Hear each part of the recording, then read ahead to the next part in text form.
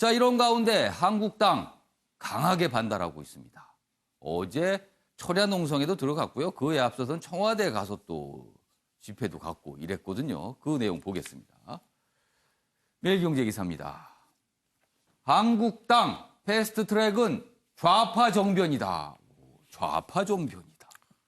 철야농성 돌입했다. 지금 사진에 보시면 이렇게 국회 로텐더홀 널찍한 곳이 있습니다. 거기에 자리를 깔고 앉아서 이렇게 농성을 벌이는 모습도 있고요. 27일 광화문에서 2차 장외 집회를 예정했고요. 그리고 여당이 패스트트랙 포기하면 여야정 협의체 참여 검토한다. 뭐 이런 입장, 약간 타협의 여지를 두는 입장도 내비치기도 했습니다. 자, 그럼 여기서요. 어제 한국당의 모습 확인해 보겠습니다. 어떤 표현은 그런 나라가 되었습니다. 과연 말 잘 듣는 2중대, 3중대, 4중대를 만들어서 이들과 함께 의석수를 가지고 우리 야당을 옥죄려고 하는 것입니다. 선거법, 공수처법, 민주화합 즉각 철회하라! 철회하라! 철회하라!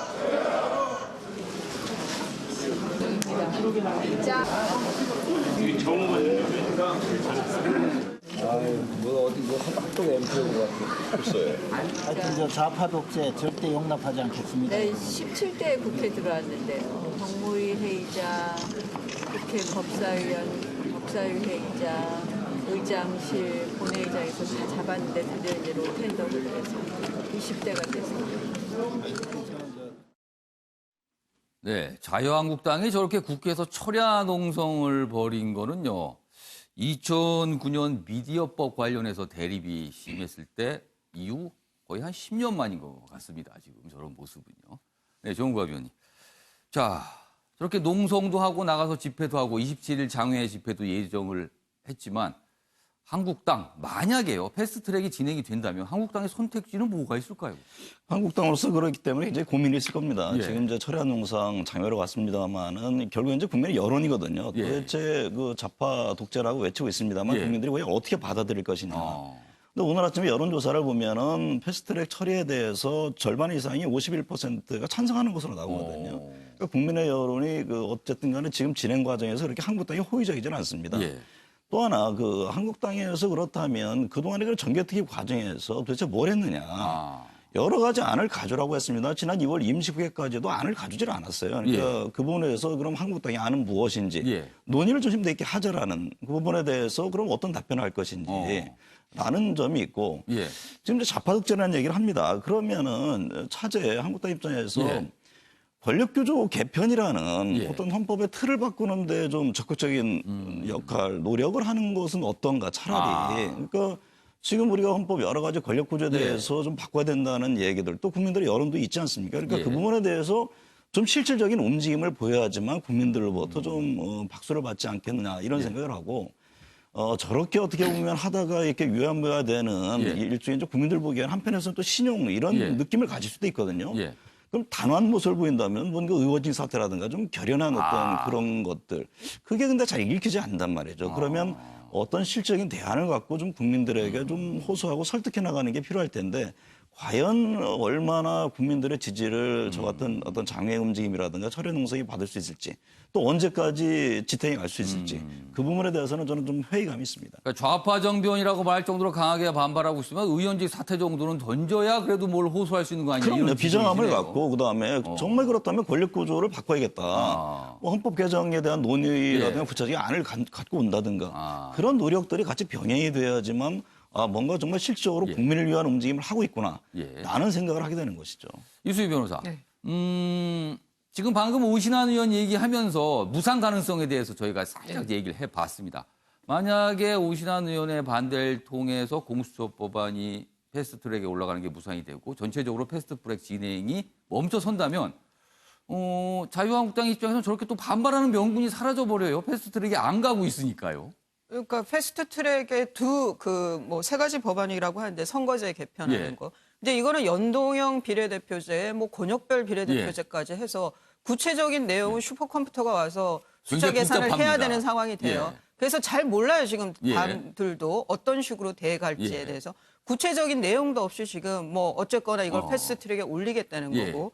또 하나가 이제 이 선거제도하고 무슨 관계가 있는지 알 수 없는 전혀 무관한 공수처 신설 법안이 들어가 있다는 거예요. 검경 수사권 예. 조정은 뭐 그 경찰, 사법경찰 예. 간의 피신 조서에 대한 증거 예. 능력 부분이라고 하는데, 그러니까 이렇게 그 패키지로 얽혀 있는 이 법들이 무관한 서로 관련도 없는 법들이 얽혀서 패스트 트랙으로 올라간 거에 대한 이제 예. 일차적인 반발인 거고요. 예. 또 하나는 이 선거제 개편에 대해서 지금 이제 구체적으로 나온 안에 대해서는 앞서도 말씀드렸지만 내용이 구체적이지가 않다는 예. 거예요. 정확하지도 않고. 그런데 이제 한국당은 꾸준히 그 권력, 그러니까 제왕적 대통령제에 대한 개헌 논의를 같이 하자고 했어요. 선거제에 대해서. 그런데 지금 현 정권을 갖고 있는 여권에서는 예. 달가울 리가 없겠죠. 제왕적 대통령제 예. 손을 보자고 하니까. 그런 것도 있고, 또 하나는 내년에 총선을 겨냥해서 예. 지금 한국당을 좀 고립시키는 전략으로 가는 것 같습니다. 거기서 지금 좌파 정변이라는 이 용어가 나온 것 같아요. 그러니까 한국당 지도부에서. 내에서는 그렇게 인식을 하고 있다는 예, 거예요. 이거는 그러니까 뭐 특히 정의당이 예. 저 선거제에 의하면 정의당의 의석수가 많이 늘어난다는 거 아니에요? 예. 그럼 지금까지 보면 정의당이 민주당 여권하고의 그 궤를 같이 하는 그 것들이 많았기 때문에 예. 의정 활동에서, 그래서 지금 2중대, 3중대 얘기가 나온 거고, 그런 면에서의 이제 그 반발인데, 이제 말씀하신 대로 그럼 여론이 어디로 갈 거냐, 여론이. 그게 이제 앞으로의 향배인 것 같습니다. 알겠습니다. 그런데 말씀하신 좀 말이 길어 죄송합니다만 예. 지금 오신환 의원이 예. 지금 반대하겠다라는 뭐 지금 명확한 의사를 밝힌 것 같은데, 예. 그랬을 때 그러면은 그 정계특위에는 심상정 정의당 의원이 위원장이고 거기에서는 그 5분의 3이 넘을 가능성이 100%라고 예. 하면 선거법은 패스트트랙에 올려져 가고 이 공수처 법안, 청와대가 그렇게 목매는 공수처 법안에 대해서는 패스트트랙에 못 올린다고 했을 때 예. 청와대와 여권이 어떻게 나올지. 어. 방점은 선거제에 있는 게 아니라 공수처 신설에 있기 때문에. 그렇네요, 또. 예, 그래서 청와대와 여권이 정의당이 원하는 방향대로 가줄지 그것도 저는 좀 지켜봐야 돼요. 예, 배정희 그러면 교수님. 진심이 나올 거다. 네. 사실 민주당은 공수처 법안에 사실 가장 공을 들여왔거든요.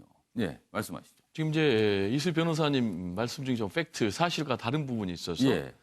지금 이제 연동형 비례대표제를 도입하겠다는 것은 예. 비례성, 예. 대표성을 강화하겠다. 예, 예.